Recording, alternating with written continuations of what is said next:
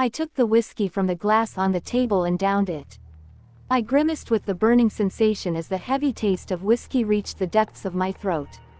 My eyes were still on Honor, who was laughing and talking to his friend. He had called me here. Now I was waiting for a move from him. Couldn't he really see that I was dying to make love with him? Why was he still chatting with his stupid friends? I pressed my legs together with my aching womanhood. God, I was going crazy. Quickly on the table I took my phone and sent a message to Honor. Binal, I can't hear it. Darren, you need to relieve me urgently. Darren, my femininity aches for you. Darren. I stared at him, hoping he would send the message and look at me. But he wasn't looking. His friends did not know about this relationship between us. I was hoping he wasn't looking so they wouldn't notice. But since I arrived, his eyes had not touched me once.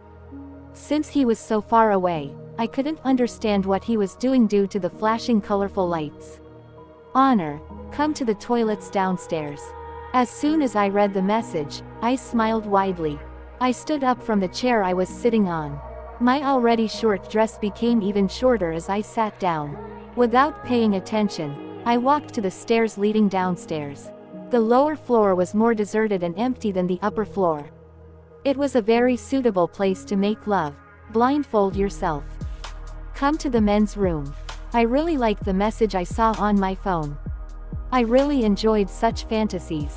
I quickly did as he said, took the scarf out of my bag and tied it over my eyes. I opened the men's restroom door, walked in with my eyes closed, stretched out my hands and looked for him. My hands touched a hard body. A cheeky smile appeared on my lips. I miss you a lot.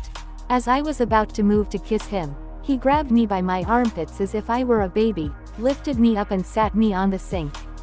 I was startled when my exposed legs and hips touched the cold marble. Cold and horny. The two should definitely not have united.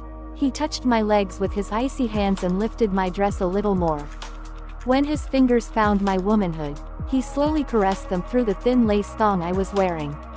I forgot to breathe. At that moment, I moaned in fits and starts. His fingers were caressing the top of my thong slowly, as if he wanted to torture me. I felt his breath in front of my lips.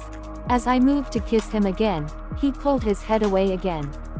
This time Baffa started to caress my womanhood hard. Honor, please come inside me. I said pleadingly. As I said this, he ripped my thong from the middle with both hands, and while the sound of tearing the fabric was echoing in the toilet, he inserted 2 fingers into my womanhood. A loud moan escaped my mouth. I was moaning repeatedly because I wasn't expecting this. He was acting so hard that he was almost fucking me with his hand. My moans were incessant, relying on the loud music coming from outside. He took it off at once while moving it with his fingers. I fell into a momentary void. When I felt his fingers soaked in my own wetness at the tip of my lips, I accepted them into my mouth with pleasure. I licked his thick fingers in circular motions as if they were his manhood. The more I thought about it, the madder I got. My wet womanhood was aching. While I felt the need to touch my womanhood with my fingers, he acted before me and fixed both my hands in my lap with his free hand. Fornda took his fingers out of my mouth and bit my lip with this movement of Bocati or 2 on my cheek. I want more. I continued my shamelessness. I didn't want to be a good girl anymore. All I wanted was his big thick cock filling me up. He approached my lips again with the hand he grasped my chin. His breath was licking my lips. This time, I didn't make a move to prevent him from retreating.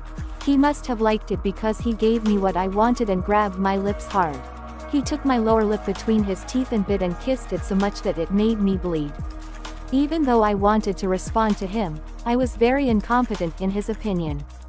We kissed each other until we were breathless. From time to time he would put his tongue inside and drive me even more crazy. When I pulled back out of breath, both my womanhood and my lips were aching. I couldn't stand it. I wanted to cry from pleasure and incompleteness. As soon as he released my hands, I opened my open legs even more and fixed them with my hands. I offered myself to him so that he could enter me. What I wouldn't give to see his facial expression right now. I was still waiting with my eyes closed for him to enter me. He leaned over and placed a small kiss on my wet womanhood, and a few seconds later, the sound of the door opening and closing was heard. Then when I opened my eyes, I was alone in the toilet. He left me like this.